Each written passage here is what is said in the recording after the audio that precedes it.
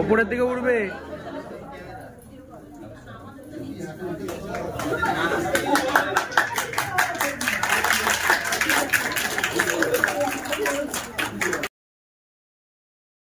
বড়দের প্রতি আমার মনের মনিকটা থেকে ভক্তিপূর্ণ প্রণাম জানিয়ে আমি আমার বক্তব্য শুরু করেছি।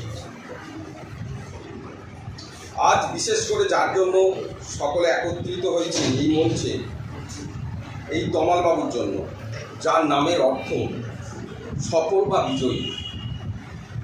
আমি ঈশ্বরের কাছে প্রার্থনা করি তোমার নামের সার্থকতা যেন বজায় থাকে। খুব সাহস করে দৃঢ়তার সাথে আত্মবিশ্বাস নিয়ে বলছি, তুমি যেন এই পামির মালভূমি থেকে কাঞ্চনজঙ্ঘার চূড়ায় আগামী দিনে বিরাজ করো। এটাই বলতে চাইছি, তুমি এত ভালো জায়গায় যাও যাতে আমরা গর্ব করে বলতে পারি আমাদের এই তমাল বাবু সেই তমাল বাবু। তোমার জন্য সত্যি সর্বদা শুভ কামনা করছি। জানি না কোন অজানা কারণবশত বর্তমানে আমরা থাকা এই জেপাল থেকে তুমি বিদায় নিলে।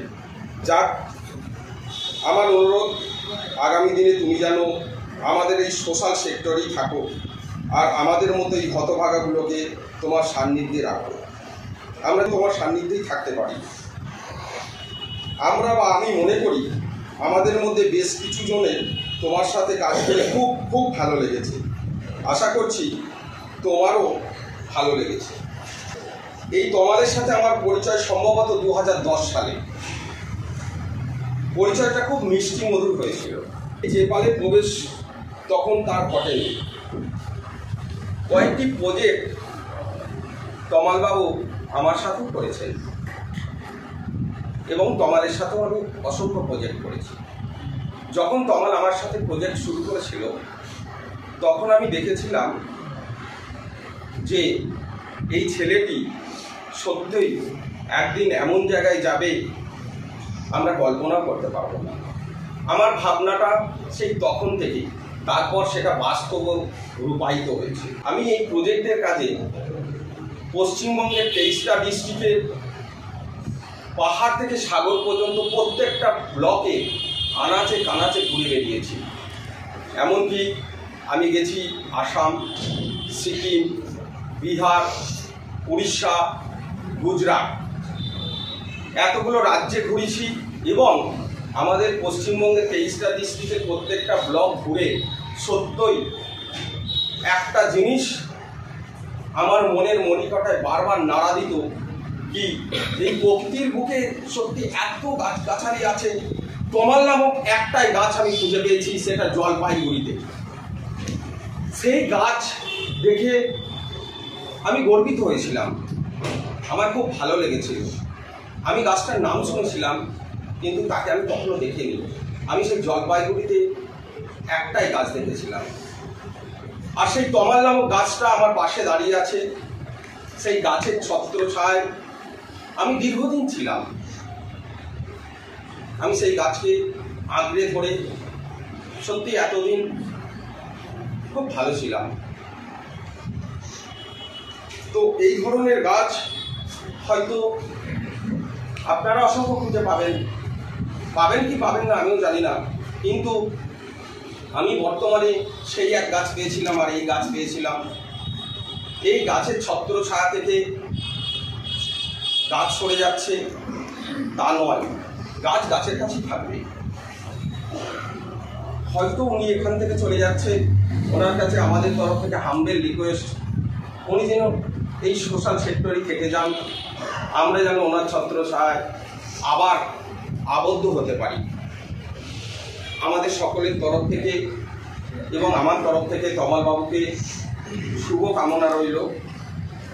সত্যিই তমালবাবু যেন খুব ভালো থাকেন, আগামী দিনের পথ যেন খুব মসৃণ হয়।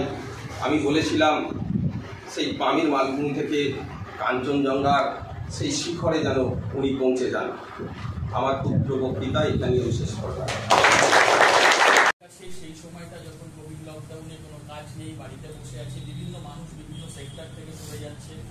কেউ সবজি বিক্রি করছে যেটা প্রত্যেক দিনকার চলবে বলে, কেউ মাছ বিক্রি করছে যেটা প্রতিদিন চলবে বলে।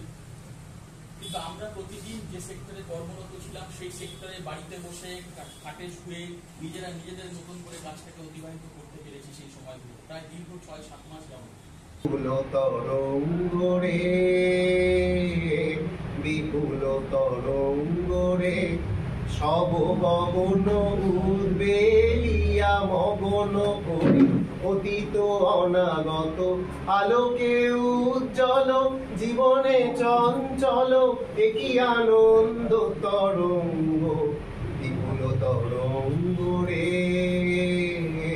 বিপুল তরঙ্গ রে তাই দুলিছে দিন কর চন্দ্র তারা চমকি কম্পিছে চেতনা ধারা দুলিছে দিন কর চন্দ্র তারা চমকি কম্পিছে চেতনা ধারা আকুল চঞ্চল নাচে সংসার আকুল চঞ্চল নাচে সংসার কুহরে হৃদয় বিহঙ্গ বিপুল তরঙ্গ রে বিপুল তরঙ্গ রে সব গগন উদ্বেলিয়া মগন করি অতীত অনাগত আলোকে উজ্জ্বল জীবনে চঞ্চল একই আনন্দ তরঙ্গ বিপুল তরঙ্গ রে বিপুল